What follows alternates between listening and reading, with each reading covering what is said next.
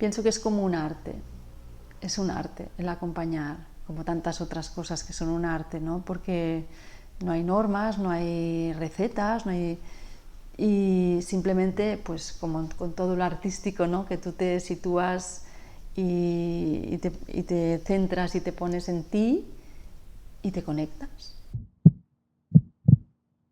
Es una tendencia el entregarse tanto que al final te desgastas y ya te pierdes. Entonces ya no sirves para el otro, ¿no?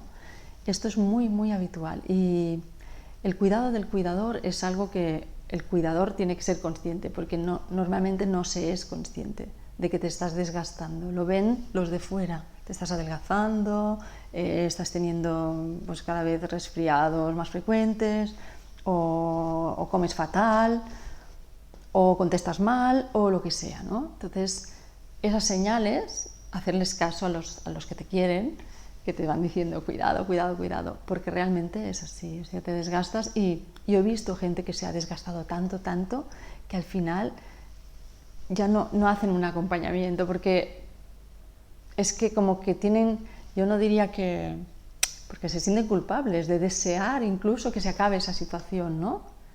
Y es superhumano desear que se acabe esa situación, porque esa situación está pudiendo contigo también. Entonces, si esto lo cuidamos un poco y no se desgasta tanto a la persona cuidadora, pues eso puede seguir fluyendo y puede seguir fluyendo, ¿no? Y en eso los demás de alrededor, o sea, en este caso, pues serían como capas de cebolla, ¿no?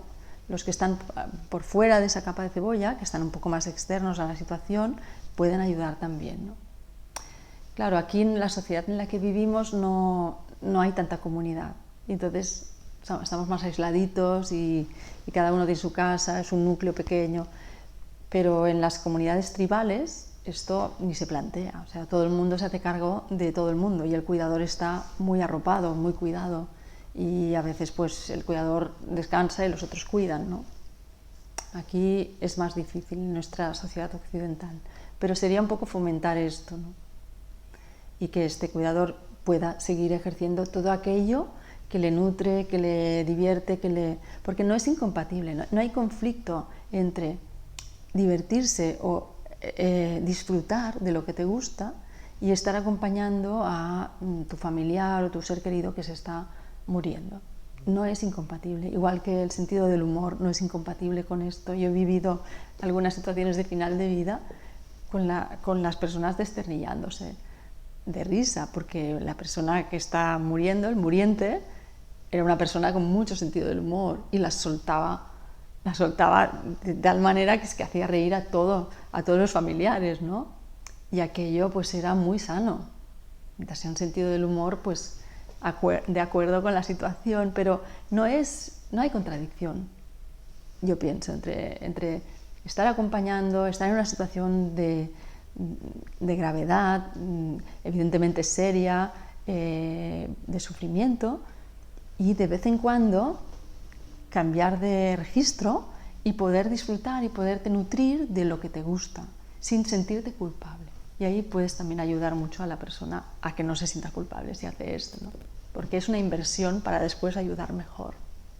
El hecho de que una persona a lo mejor que venía a visitarse, que estaba bien, bueno, tenía sus cosas más o menos de salud, pero bien, y de repente es diagnosticada de una enfermedad grave, entonces ahí pues tú sigues estando allí, sigue viniendo, y entonces empiezas a hablar de otros temas, ¿no? A introducir otras cosas. Esta persona tiene otras preocupaciones, tú empiezas a hablar de otras cosas y la vas acompañando. O esta persona te dice, pues mira, a mi pareja pues le han detectado pues un cáncer en estadio 4 o lo que sea, ¿no? Y entonces acompañas, no necesariamente a la persona enferma, que a lo mejor no quiere venir, o no, pero sí a esta persona que es la pareja o es el acompañante. Entonces te vas dando cuenta de lo que sufre esta persona y que somatiza y que hace, pues de repente tiene pues dolores o tiene déficits de inmunitarios, tiene pues virasis frecuentes, lo que sea, y que todo refleja un poco el estado que tiene de estrés permanente. Intentas ayudarle ahí, ¿no? Y minimizar este estrés a través de tratamientos y a través de conversaciones, o a veces a través de libros, a veces la receta es un libro, o mírate este vídeo, ¿no? Así lo he vivido de forma desde los demás, ¿no? Mis pacientes. Y últimamente pues lo estoy viviendo en primera persona, porque mi pareja está diagnosticada y entonces, bueno, pues ahora me encuentro que realmente es así, ¿no? Que la persona que acompaña pues sufre, también está pasándolo mal, tiene sus noches en vela, tiene que continuar, esto es muy importante, la persona acompañante tiene que continuar manteniendo la vida habitual, ¿no? Y si tiene hijos o familia, pues es como el eje, ¿no? El que tiene que mantenerse ahí, sí, tiene que seguir trabajando, tiene que, bueno, pues llevar la casa o lo que sea, ¿no? Y entonces ahí es muy exigente, o sea, se le exige mucho a esta persona. Para mí tiene que estar muy cuidada. El acompañante lo que tiene mucha sensación de soledad, porque no está comprendido por nadie, ¿no? Ni siquiera la propia familia. Entonces no se puede apoyar en los demás porque se supone que es la persona fuerte. Entonces esta etiqueta de persona fuerte al final es lo que te sepulta, porque te dicen es que tú eres muy fuerte, siempre eres muy fuerte, pero ahora necesito ayuda. Puede ser un amigo, puede ser un familiar, todo el mundo puede acompañar si está en la conciencia de acompañar. O sea, acompañar es algo que no es patrimonio de nadie, porque lo primero que piensas es vete a un psicólogo, pero a veces un psicólogo no está preparado para acompañar, sabe mucho de técnicas y además estamos hablando de un tema que no necesita un tratamiento. Una persona que está con un diagnóstico grave, con una enfermedad grave, y una persona que está a su lado, quizás no necesitan una terapia para arreglar la personalidad o arreglar las emociones, ¿no? Porque estamos hablando de otro orden de cosas, de planteamientos de sentido de la vida, del más allá, ¿no? De la trascendencia, hacia dónde voy, qué pasará conmigo, qué va a ser de mi familia, ¿no? Son temas más existenciales, es más filosófico que no terapéutico. Entonces es más de acompañar que de tratar. Entonces, lo primero, la sociedad también en desconocimiento, pues que vaya a un psicólogo, pero un psicólogo dependerá del psicólogo. Si el psicólogo está en esta conciencia y está en el lugar que tiene que estar, pues perfecto, porque además tendrá otras herramientas que otra persona no tiene. Pero si no está en esta conciencia, no te va a servir. A veces acompaña mejor pues una persona muy sencilla, porque está más en conexión desde el corazón y es lo que necesitas. El corazón está en presente, pues una persona que esté en presente y que sea empática y que sea compasiva, son cualidades del corazón, cualidades de la luz. Entonces solo hace falta esto, una presencia sencilla. Y yo lo he vivido, por ejemplo, en esta unidad de paliativos de la que hablaba, habían señoras que limpiaban las habitaciones y estas, en un caso me recuerdo que eran las más solicitadas en este caso que me acuerdo, era la mujer del enfermo, solamente quería que viniera la limpiadora, porque la limpiadora le aportaba esa sencillez y esta presencia. Nosotros en los cursos hablamos de las disposiciones para acompañar, ¿no? Que son básicamente la presencia, la empatía, la compasión, la aceptación incondicional y el no juzgar y la autenticidad. Porque claro, tú no puedes ir allí con una máscara, tienes que ser auténtico.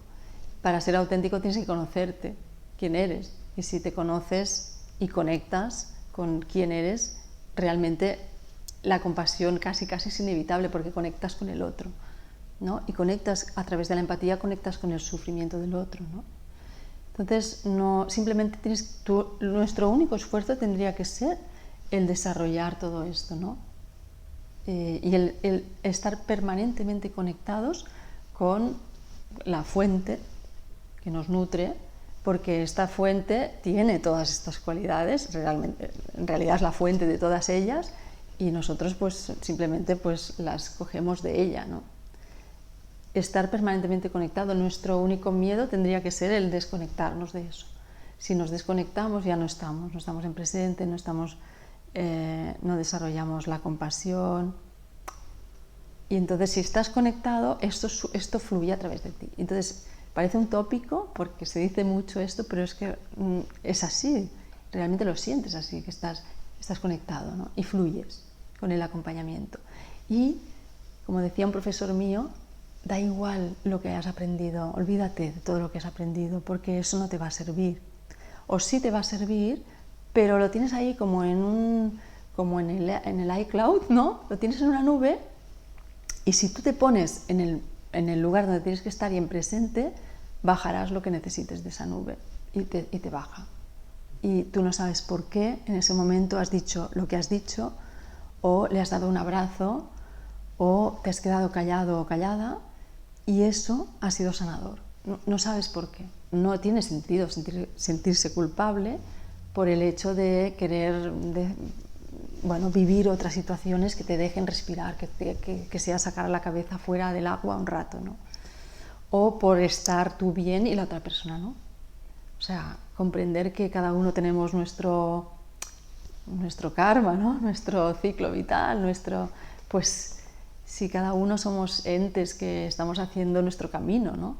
Entonces, ¿cómo vas a sentirte culpable porque el otro ha enfermado? Aquí entran muchas consideraciones mucho más allá de nuestra comprensión y tenemos, bajo mi punto de vista, tenemos que ser súper humildes con esto porque no sabemos nada. Depende de mí hacer lo que yo pueda para que el otro se sienta aliviado en lo que yo pueda hacer, pero más allá de esto ya no depende de mí. Entonces yo suelto esa responsabilidad, la dejo al mundo, a la vida, al universo, al proceso kármico de cada uno, al proceso evolutivo de cada uno, y bueno, pues ahí cada uno con todo el respeto con su evolución, ¿no?